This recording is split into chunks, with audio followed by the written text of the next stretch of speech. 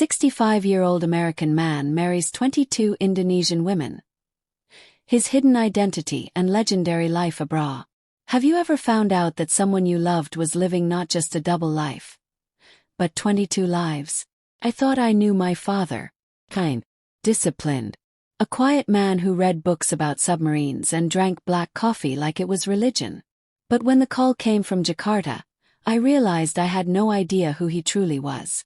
That call changed everything about him, about me, about what family really means. My name's Robert Klein. I'm a 37-year-old high school history teacher from San Diego, California. I have a daughter, 2 cats, and a stack of unpaid parking tickets I keep swearing I'll take care of. But nothing in my otherwise average, dependable life could have prepared me for the message I got on a rainy Tuesday last October. It was from an unknown Indonesian number. The voice on the other end, soft, hesitant, spoke in broken English. "Are you a son of Mr. Robert Klein?" "He is my husband." I almost laughed. My dad, Robert Klein, passed away 2 years ago from heart failure. Or so I thought. But this woman sounded serious. Confused, polite, grieving. I told her she must be mistaken, but she insisted. Then she sent me a photo, taken 3 weeks ago. There he was, my dad, standing in front of a small village in Sumatra, smiling in a traditional batik shirt, hand in hand with a woman who looked about 25. That was the moment my world cracked open. I flew to Indonesia 3 days later. Jakarta is a chaos of color and motion. Street vendors yelling over the hum of scooters, the scent of clove cigarettes thick in the air, buildings pressed shoulder to shoulder like old friends. I had never been to Asia before, let alone. But the real culture shock was yet to come. The woman who met me at the airport was named Sari. Petite, elegant, and visibly pregnant. She bowed when she saw me. "You are his son. You have same eyes." I didn't know what to say. I just nodded. We drove for 6 hours into the countryside. Sari explained slowly that my father, yes, my father, was known there as Uncle Bobby. A white American who had first come in the early 90s to find peace and ended up, well, marrying not just one local woman, but 22 over the course of 3 decades. And every one of them had a story. By the time we arrived in the village of Bukit Jaya, it felt like stepping into another world. Dirt roads, children barefoot and laughing, roosters in the street. But what struck me most was the way people looked at me, with warmth, familiarity, like they knew me.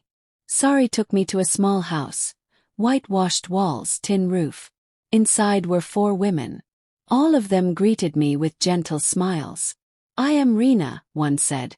"I marry him in 2001. And me Alia, 2007. And I Siska, just last year."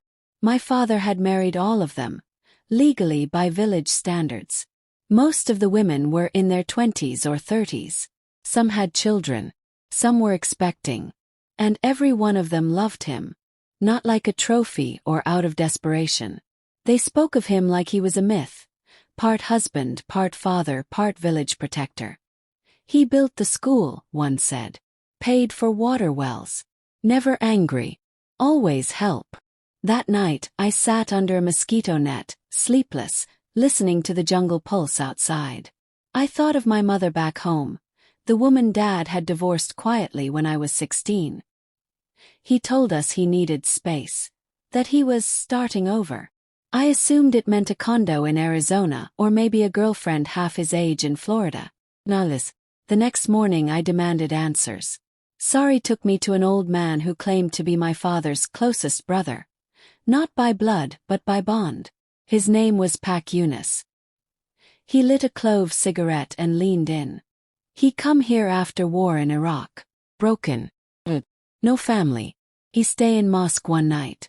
Then he help one old woman carry rice. That woman became his first wife. After that, people see he is good man. Women, they ask to marry him.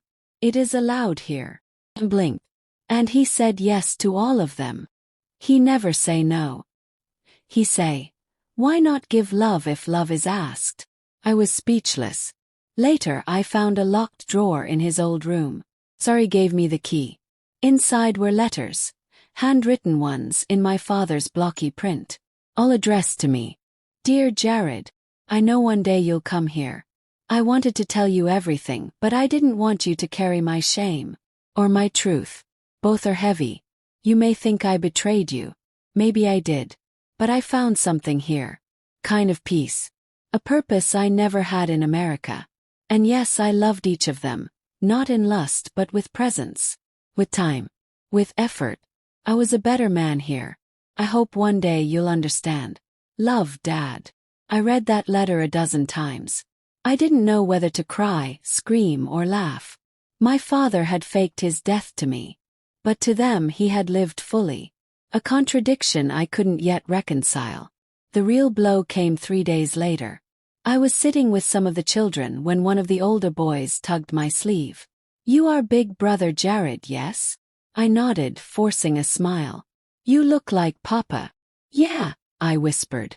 I guess I do. He reached into his pocket and handed me a photo. Crumpled one worn with time. It was my father in a suit and tie, standing next to a woman I recognized immediately. My mother. Behind them was me, as a baby. The picture was taken back in the States. But it was the back of the photo that sent chills through me.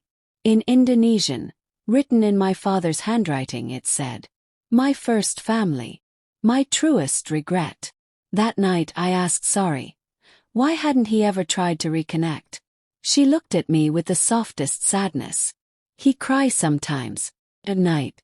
Say he was weak. Say he didn't deserve your forgiveness.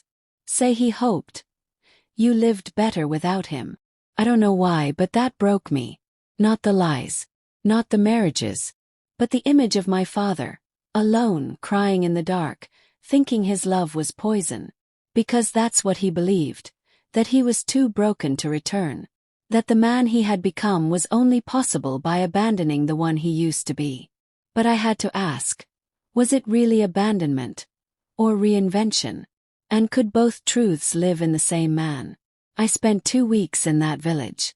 I met all 22 wives, yes, every single one. I met their children. I laughed, I cried, I helped fix a leaky roof, and I even planted rice. They showed me who my father was. Not the man who left, but the man who stayed.